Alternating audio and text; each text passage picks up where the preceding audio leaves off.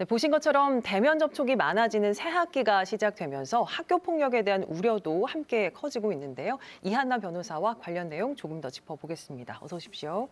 안녕하세요. 예, 경찰청 자료를 보니까요. 학교 폭력 신고 건수가 올해 들어서만 4천 건을 넘었습니다.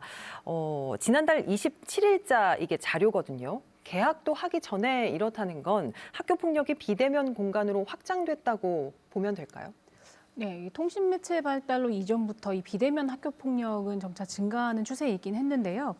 최근 이 코로나19로 약 2년간 이제 등교를 하지 않으면서 신체적인 폭력은 이제 다소 감소한 반면에 메신저나 SNS를 통한 이 비대면 학교 폭력은 이제 크게 증가한 것으로 보입니다. 예. 이 문제는 이 비대면 공간에서 이루어진 학교 폭력의 경우는 그 형태나 방법이 이제 무제한으로 확장이 가능하다는 점인데요.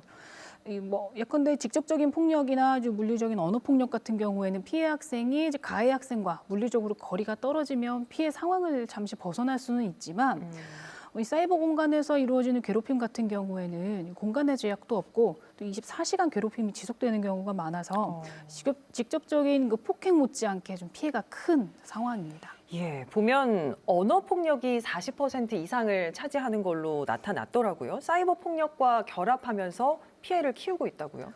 예, 그렇습니다. 이 학교 폭력의 유형 중에서도 언어 폭력이 가장 큰 비중을 차지하고 있는데요. 이 언어 폭력이 문자나 영상 등 그 통신 매체를 통해서 이 사이버 폭력과 결합해서 학교 폭력으로 바뀌고 있는 상황입니다. 이 코로나19로 인해서 직접적인 접촉이 줄어들면서 기존의 얼굴을 보고 대면으로 음성으로 하던 언어 폭력 행위가 사이버 공간으로 이제 옮겨진 것인데요. 예. 스마트폰을 이용한 지금 범죄가 좀 늘고 있는 상황이고요. 이 문제는 아주 어린 학생들도 스마트폰을 사용을 하고 있기 때문에 이 비대면 학교 폭력의 가해자와 피해자 모두 연령이 좀 어려지고 있는 상황입니다. 자, 더 우려스러운 부분은 학교 폭력에 말씀하신 저연령 현상이 뚜렷해지고 있다는 건데 이 부분은 어떻게 보시나요? 이 초등학생의 학교폭력 피해 응답률도 보면 해마다 증가를 하고 있는데요. 그 중에서도 여러 가지 유형 중에서도 이 언어폭력 비중은 계속 증가를 하고 있습니다.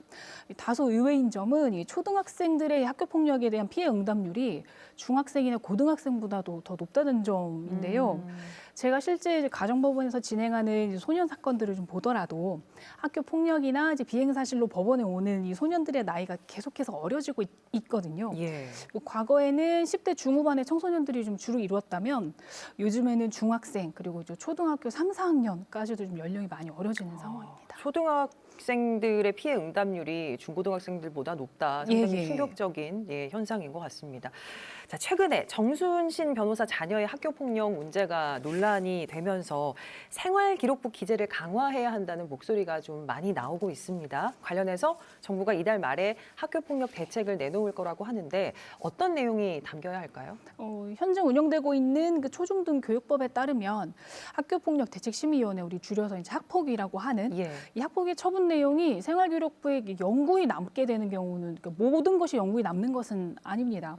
가장 무거운 처분이라고 할 수 있는 이 퇴학 처분. 예. 퇴학 처분의 경우는 생활기록부에 상당히 오랜 기간 남아 있긴 하는데요. 그 1호에서 8호 처분, 예컨대 서면 사과라든지 사회봉사 같은 처분들은 기간을 두고 생활기록부에서 삭제를 할 수가 있습니다. 그러니까 지금 말씀하신 그 법률 개정안 같은 경우에는 이게 삭제되지 않게끔 하겠다는 그런 개정안이 좀 발의가 되어 있는 상태거든요. 그럼 이게 일종의 가해 학생에 대한 처벌을 강화하는 개념일 수는 있겠지만 제 생각으로 이게 직접적인 이렇게 학교 폭력을 막을 수 있는 대책인지는 조금 의문이 좀 있습니다.